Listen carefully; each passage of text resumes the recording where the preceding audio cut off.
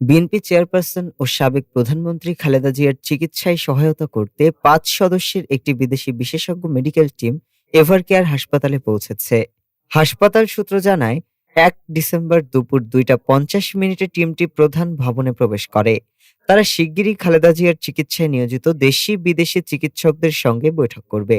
টিমের বেশিরভাগ বিশেষজ্ঞই চীনের নাগরিক বলে জানা গেছে। মেডিকেল বোর্ড জানায়, খালেদা জিয়ার বর্তমান শারীরিক অবস্থা জটিল হওয়ায় বাড়তি বিশেষজ্ঞদের মতামত অত্যন্ত জরুরি। এরই ধারাবাহিকতায় বিদেশি টিমকে যুক্ত করা হয়েছে। বিএনপি মহাসচিব মির্জা ফখরুল ইসলাম আলমগীর জানান, দেশি ও বিদেশি চিকিৎসকদের সমন্বয়ে সর্বোচ্চ চিকিৎসা দেওয়া হচ্ছে। অন্যদিকে দলটির সিনিয়র যুগ্ম মহাসচিব রুহুল কবির রিজভী বলেন, খালেদা জিয়া বর্তমানে সিসিইউতে আছেন এবং তার অবস্থা গতকাল থেকে একই রয়েছে।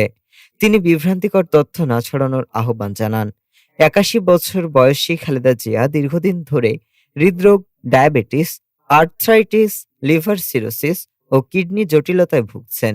২৩ নভেম্বর শ্বাসকষ্ট দেখা দিলে তাকে জরুরি ভিত্তিতে এভারকেয়ার হাসপাতালে নেওয়া হয়।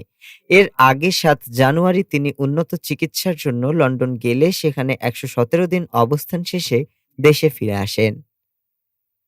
ডেস্ক রিপোর্ট, আজ বার্তা।